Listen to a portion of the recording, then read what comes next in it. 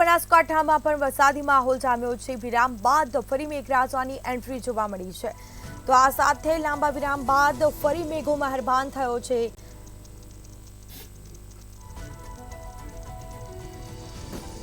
તો મોડી રાતથી લાખણી દિયોદરમાં ધીમી ધારે વરસાદ શરૂ થયો હતો।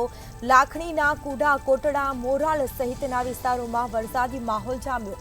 દિયોદરના રૈયા, જાલોઠા, સોની સહિત વિસ્તારોમાં વરસાદી માહોલ જામ્યો। દિયોદરના નીચાણવાળા વિસ્તારો પાણીમાં ગરકાવ થયા। લાંબા વિરામ બાદ ફરી મેઘો મહેરબાન થયો છે। મોડી રાતથી અનેક વિસ્તારોમાં વરસાદી માહોલ જોવા મળી રહ્યો છે।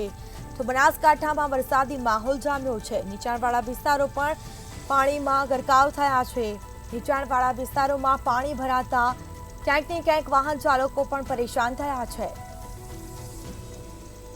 તો લાંબા વિરામ બાદ ફરી મેઘો મહેરબાન થયો છે। મુશળધાર વરસાદી માહોલ જોવા મળી રહ્યો છે।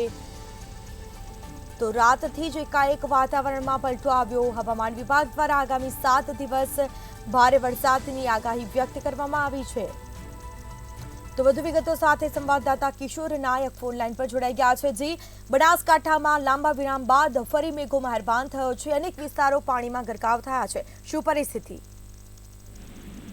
જી મિતા, જે પ્રકારે જોવા જઈએ તો છેલ્લા લાંબા સમય બાદ બનાસકાંઠામાં સાર્વત્રિક મેઘ વર્ષા થઈ છે। જે પ્રકારે જોવા જઈએ તો દિયોદર, લાખણી સહિતના તાલુકામાં વરસાદી માહોલ જામ્યો છે। લાંબા સમય બાદ વિરામ બાદ અત્યારે મોડી રાતથી લાખણી, દિયોદર સહિતના તાલુકામાં ધીમી ધારે વરસાદ જે વરસ્યો છે। જે પ્રકારે વાત જોઈએ તો દિયોદરના ઝાડા, રૈયા, ઝાલોડા, સોની, માનપુરા સહિતના પંથકમાં સાર્વત્રિક વરસાદ થયો છે।